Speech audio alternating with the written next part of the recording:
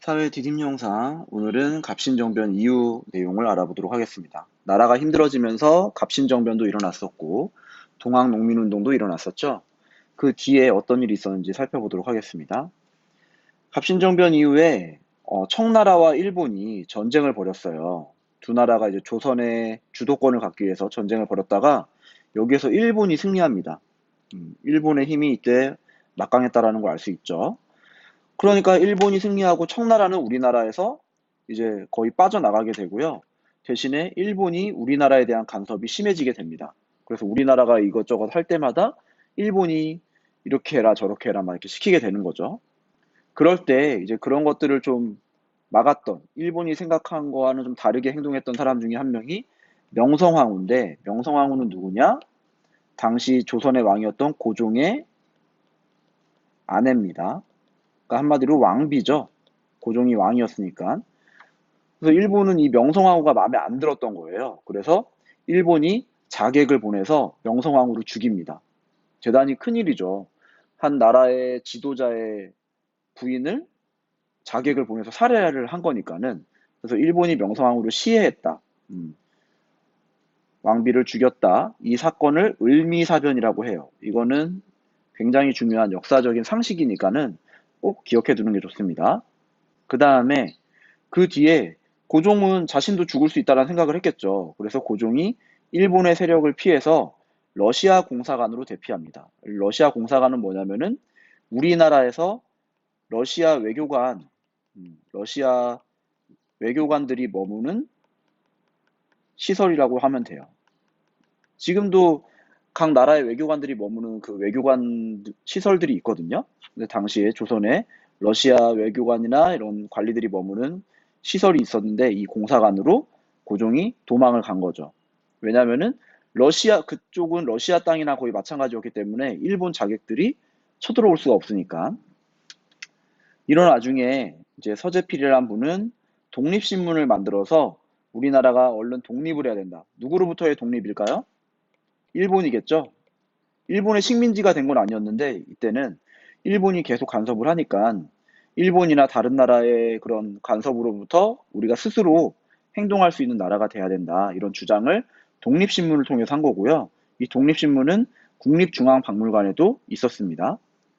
그 다음에 독립을 위해서 독립협회가 조직이 됐는데 거기에서 독립문을 세우고 우리 이거 수학여행 가서 보게 될 거고요. 그리고 만민공동회라는 걸 개최했습니다. 이 만민공동회는 우리 얼마 전에 집회 갔었던 그런 거 생각하면 돼요. 시민이면 누구나 나와서 의견을 얘기할 수 있는 이런 자리를 만들었다 이거고 그 정도 이제 러시아 공사관에서 나온 다음에 나라의 이름을 대한제국으로 바꿨습니다. 조선이란 나라의 이름은 이전에 잠깐 설명했는데 중국이 이름을 지어준 거거든요.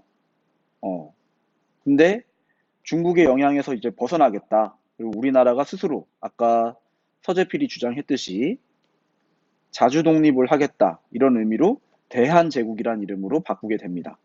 그래서 그 뒤에 대한제국이 근대화를 위한 노력, 그러니까 나라를 현대화시키는, 나라의 발전을 위해서 많은 노력을 하는데, 뭐 대표적으로 공장과 회사를 설립하는 걸 도와주고, 그 다음에 유학생을 많이 보내서 다른 나라의 기술을 습득해서 인재를 키우는, 그리고 학교를 많이 만들어서 인재를 양성하는, 교육에 투자를 한 거죠. 나라의 발전을 위해서. 이런 식의 노력을 했습니다. 그 뒤에 또 무슨 일이 있었냐? 아까 러시아 공사관으로 고종이 대피했었다고 했는데, 또 이제 러시아하고 일본이 우리나라를 사이에 두고 전쟁을 벌였어요. 음. 근데 또 여기서 일본이 승리합니다. 당시에 일본이 얼마나 힘이 막강했는지 알 수 있겠죠?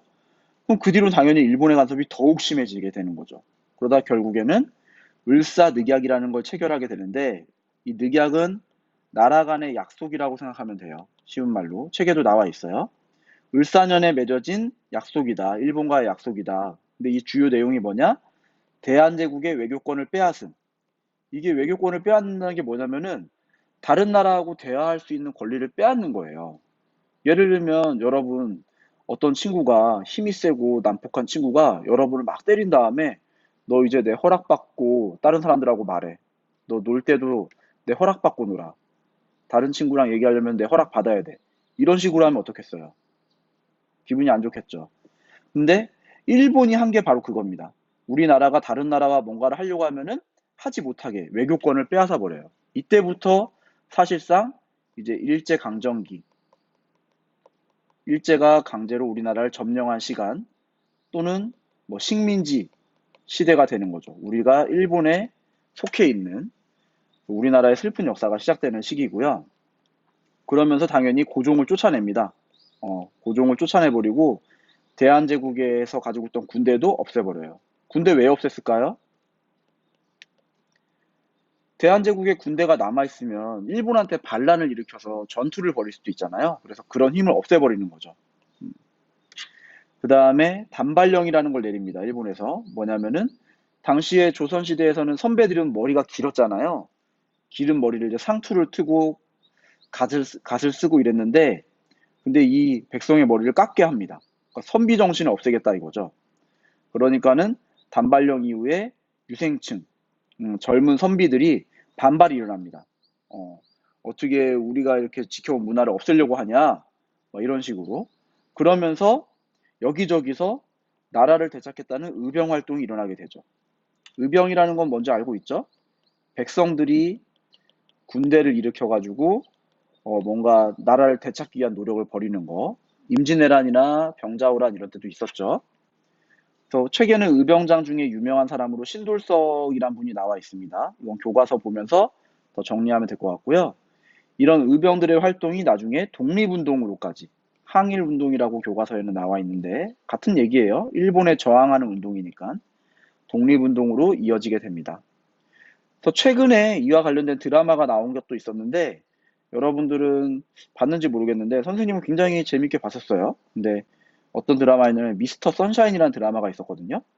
근데 여기에 나오는 이런 사람들이 나중에 이제 의병 활동들을 하게 되는 신분이 되게 다양하죠. 사진 보면은. 그리고 이 드라마에서 이거는 교과서에 나온 의병들의 사진이고요. 이건 드라마 속의 마지막 장면 중에 하나인데 사진이 자연스럽게 연결이 되죠. 왜냐면은 이 실제 의병들의 사진 모습을 보고 작가가 상상해서 드라마를 이런 식으로 연출을 했다고 합니다.